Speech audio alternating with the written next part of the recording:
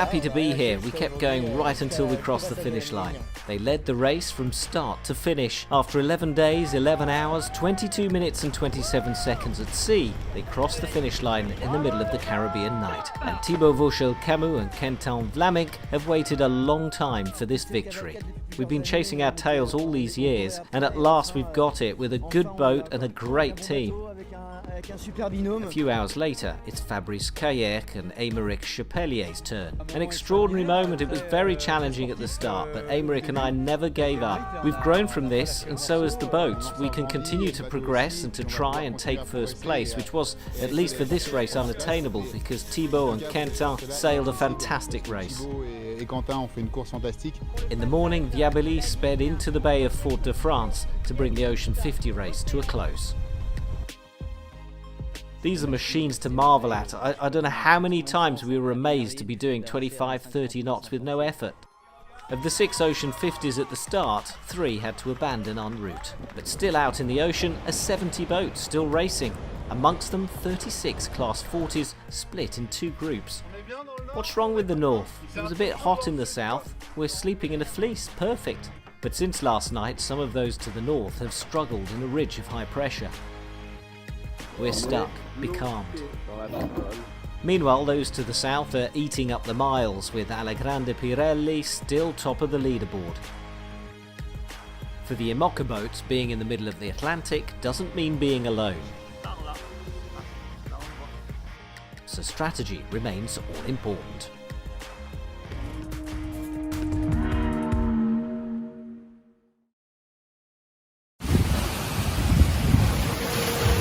Bienvenue à bord de Hublot.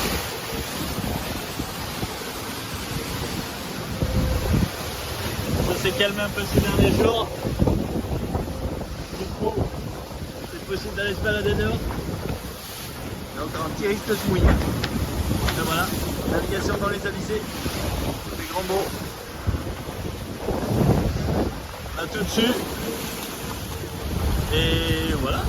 Ça va direction Martinique et bah, petit à petit on se rapproche avec des petits empanages à faire le long de la route. Et bah voilà, on commence à être dans une bonne routine à bord. Dans les changements de quart, les réglages de voile, tout ça, les empanages. Et pas de grandes choses exceptionnelles à raconter, mais c'est de la belle navigation ici. Goed, ze meteen, willkommen aan boord voor Hublot. We zijn onderweg in de Passatwind. Ik muss auch nicht so schnell werden. Es hat ein bisschen weniger Wind heute Morgen, darum bin ich draußen, darum können wir raus aus dem Schiff gehen. Voilà. Ja, es ist eine gute Routine an Bord die letzten paar Tage. Wir segeln zwischen den Wachwechsel den Hals nicht zu machen und ja, der Rhythmus an Bord ist gut. Nichts sehr Spezielles zu erzählen heute, außer dass es super Segelkonditionen sind.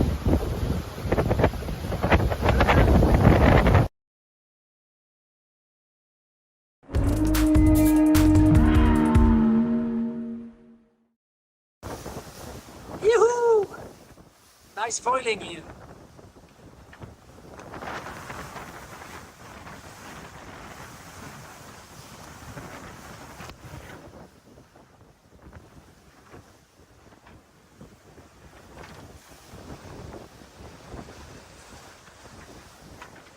Good morning. That's how it looks here on the Malizia Sea Explorer.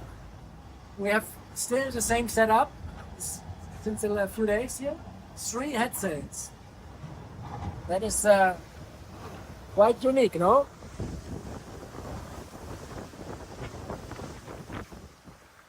It's all Will's meticulous trimming work which makes this work. But as the sails are not really designed for being triple-headed. We have a little light patch here, and before we had quite strong winds as well, going 30 knots sometimes. We see some sargasso seaweed, some flying fish. Look, maybe you can see here.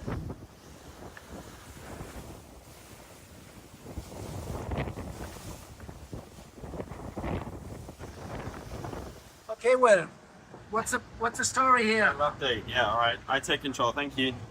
So now Boris has showed you what's going on outside the boat. Little life outside. I'll show you a bit of what's going on really inside. So we're taking in turns doing our watches. We swap every 3 or 4 hours, I would say, in the night time.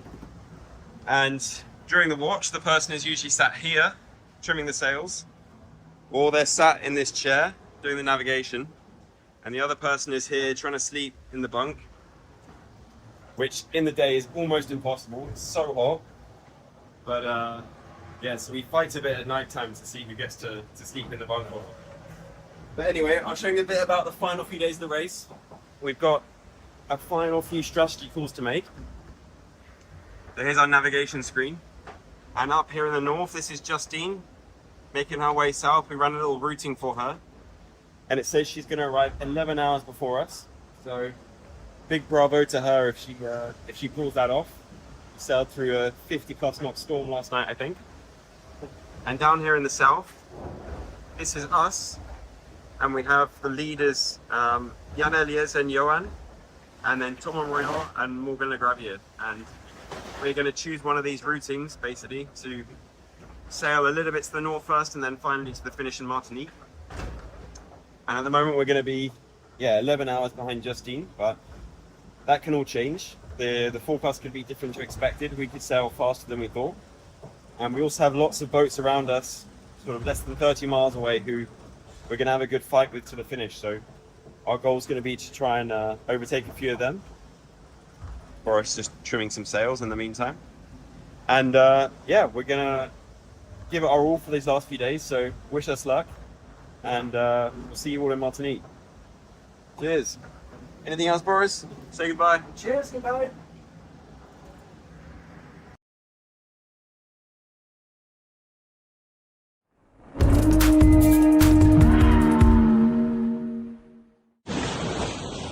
Alan est à nouveau en haut du mât, c'est encore lui qui s'y colle parce que c'est celui qui a le moins de vertige et le plus de courage de nous deux. Et c'est pas facile, on ne sait pas si on va réussir à réparer la grande voile, là, le Jenaker qu'on a déchiré. On essaye, on aura essayé. Ça bouge beaucoup.